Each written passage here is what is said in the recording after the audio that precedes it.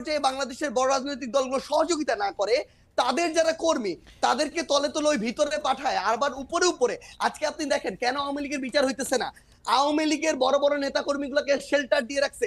আমি বলি জেলা আওয়ামী লীগের সাধারণ সম্পাদক সভাপতিকে শেল্টার দিচ্ছে জেলার অন্য কোন বড় রাজনৈতিক দলের সভাপতি সাধারণ সম্পাদক। This is the bitter truth.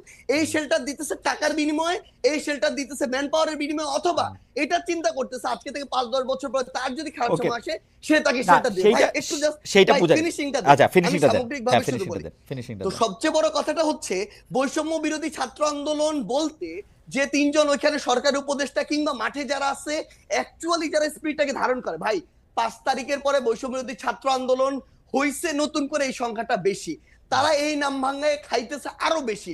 এবং এই মানুষগুলো থেকে শুরু করে অন্যান্য যারা আছে তারা যদি তাদের জায়গা থেকে যেটুকু সহযোগিতা করা দরকার, এরা শেখ হাসিনার বিরুদ্ধে যেভাবে সহযোগিতা করছে ওই সহযোগিতা যদি থাকতো বাংলাদেশ ৬ মাসে প্রত্যাশার চেয়ে বেশি পরিবর্তন হইতো। কিন্তু সবচেয়ে বড় সমস্যা হচ্ছে আমরা তো সামনে থেকে ওইখানে থেকে ফেসটা পরিচিত হয়ে যাওয়ার কারণে সবকিছু আমাদের কাছে আসে, প্রাণপণ চেষ্টা করে। ভাই আমাদের তো পালাবার পথ তাই, আমরা যেদিকে যাই ঝুলাবে, এটা হচ্ছে রিয়েলিটি ভাই।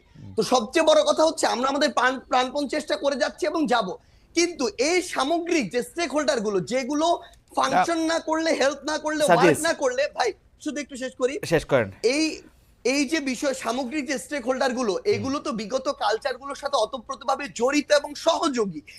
এরা যদি এই কালচার থেকে বের না হয়, বৈষম্য বিরোধী ছাত্র আন্দোলন বলতে যাদেরকে চেনেন বা যারা আছে তারা তাদের জায়গা থেকে যতটুকুই কাজ করুক না কেন ওই কাজগুলো আওয়ামী লীগের মতো করে হয়ে যাচ্ছে। সাজিস খুবই চমৎকার আপনি বলছেন, কিন্তু খুব একপাক্ষিক বলছেন কিনা সেটা হচ্ছে আমার নিবেদন।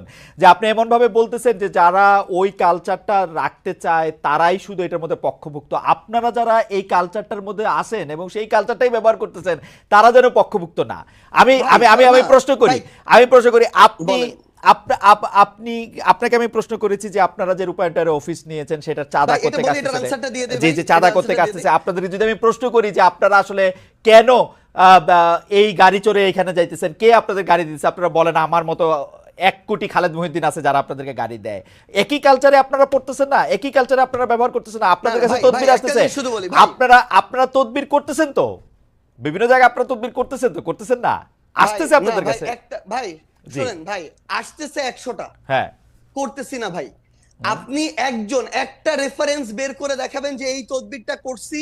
এবং যদি কোনো একটা ক্ষেত্রে ভাই বলি, ধরেন কোন একটা জেলার ডিসি ওই জায়গায় গিয়ে এখনো রাজনৈতিক দলের তোষামোদি করতেছে, জনগণের চিন্তা না করে নির্দিষ্ট কিছু মানুষের এজেন্ডা বাস্তবায়ন করতেছে, ওই এলাকার মানুষ, জনগণ, ছাত্র প্রতিনিধি সবাই একসাথে এসে যখন বলে তখন এই দাবিটা তুলছি।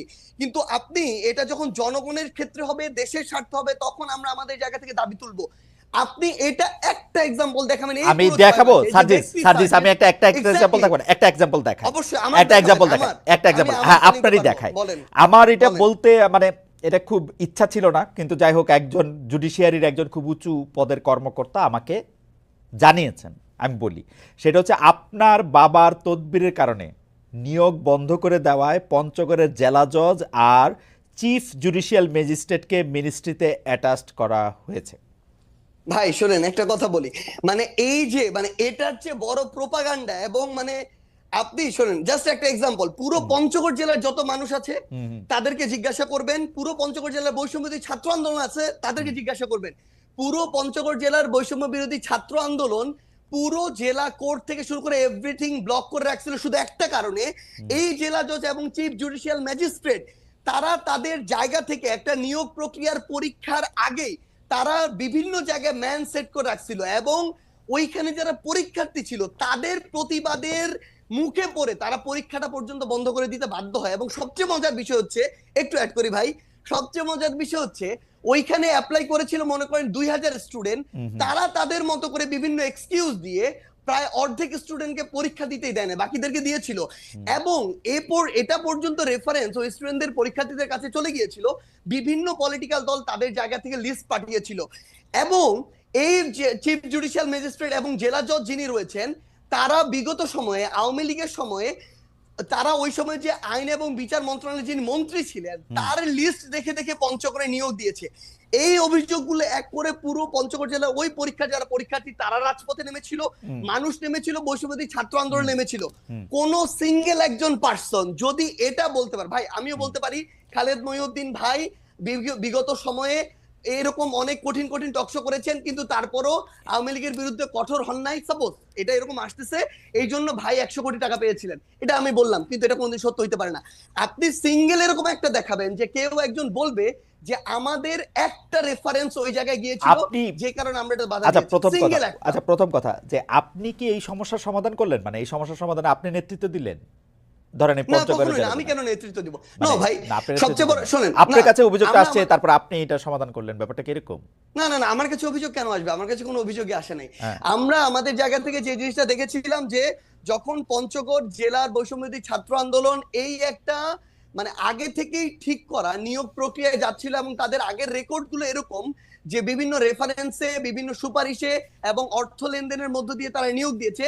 পুরো বৈষম্যবিরোধী ছাত্র আন্দোলন শুধু না, পুরো পঞ্চগড় জেলা জজ কোর্ট জানে, যত অ্যাডভোকেট আছে সবাই জানে যে তারা এগুলোর সাথে জড়িত। ভাই শেষ করি তো, তখন যখন তারা এই আন্দোলনে নামে সেই জায়গার জেলা প্রশাসক থেকে শুরু করে জেলা পুলিশ সুপার এবং অন্যান্য যারা, ইভেন আইন এবং বিচার মন্ত্রণালয়ের যারা যিনি দায়িত্বে রয়েছেন সচিব হিসেবে বা অন্যান্য হিসেবে, তারা তাদের জায়গা থেকে এই বিষয়টি শুধু আমাকে বলেছিল যে এইটুকু যেন দেখা যায় যে স্টুডেন্টরা যেন ওখানে ভাঙচুর না করে বিচারিক প্রাঙ্গণে। সেই জায়গাটিতে আমরা আমাদের জায়গা থেকে বৈষম্যবিরোধী ছাত্র আন্দোলনকে বলেছিলাম তারা তাদের যৌক্তিক আন্দোলন চালিয়ে থাক, কিন্তু তারা যেন কোনো ভাঙচুর প্রক্রিয়া না যায়, এইটুকু।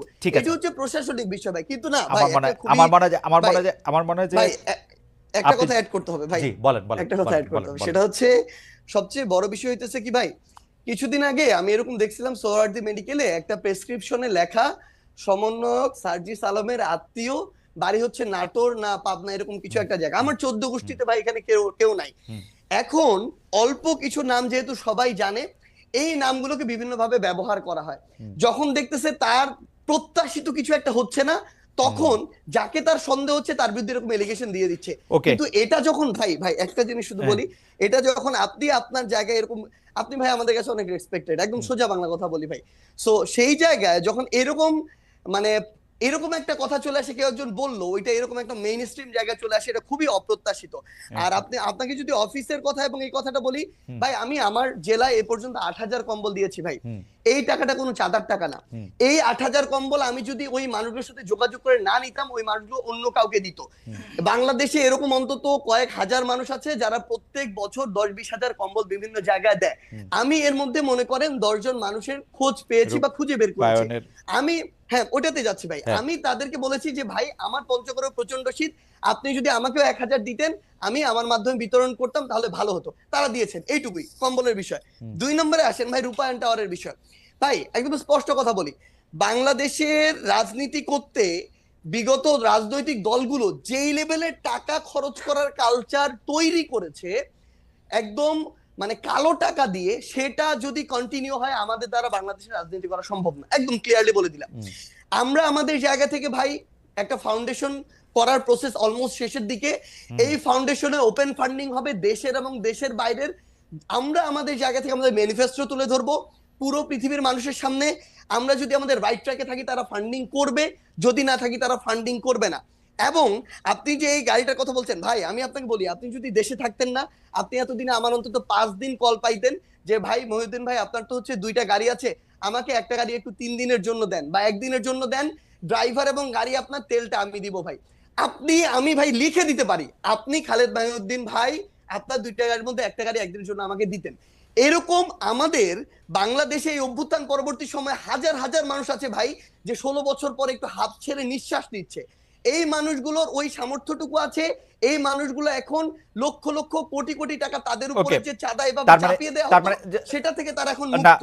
ভাই আমরা না রিকোয়েস্ট করি ভাই এভাবে ওপেনলি ভাই, একদিনের জন্য ফোন দিয়ে রিকোয়েস্ট করি, আমরা আপনাদের যারা এখানে আছেন নিশাদ ভাই থেকে শুরু করে আমরা তাদেরকেও করবো ভাই, যদি দেন ভালো হবে, না হলে ভাই আমরা আরেকজনের কাছে বলবো যেই দেয় ভাই। আজকে কেউ দেয় নাই ভাই, ক্লিয়ারলি বলে আজকে কেউ দেয় নাই, হেঁটে চলছি, রিকশায় চলছি ভাই, না, এভাবেই আমাদের লাইফ চলছে। জনাব সার্জিস আপনাকে ধন্যবাদ। আমি শেষ প্রসঙ্গে মানে অনুষ্ঠানের আসলে একটু সময় বেশি লাগলো কারণ সার্জিস একটু দেরি করে আসছিলেন, কিন্তু আমরা একটা শেষ প্রসঙ্গে আসি খুব সংক্ষেপে।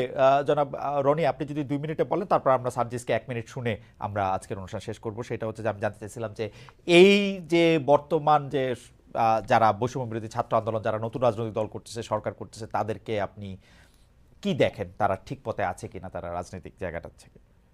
আচ্ছা, দেখেন, বৈষম্য বিরোধী ছাত্র আন্দোলনকে আওয়ামী লীগের সাথে ট্যাগ দিয়ে চিন্তা করাটা আমি কিন্তু বলি নাই। আচ্ছা আচ্ছা, এটা আপনি বলেন না। আমি আমার এই প্রশ্নটা একটু করে রাখতে হবে যে আপনি যে যাকে বলতেছিলেন যে স্বাধীনতা আসলে দিলেই হবে না, স্বাধীনতা কামস উইথ রেসপন্সিবিলিটি, কারণ এটা আসলে সার্জিসের বক্তব্য অসংখ্য পরিষ্কার যে তারা কিন্তু আসলে তদবিরের বন্যায় ভেসে যাচ্ছে। অসংখ্য লোক তাদেরকে তদবির করতেছে। তারা তদবির যদি নাও শোনে তাইলেও কিন্তু এটা বাজারে গিয়ে বলা সম্ভব যে তারা তদবির করে কাজ করছে, কারণ আমরা নিজেরাই আসলে অনেক বেশি তদবির করতেছি তাদের কাছে। তো ওই জায়গা থেকে জনগণকে বাইর করে নিয়ে আসার জন্য বা জনগণকে এইটা বোঝানোর জন্য যে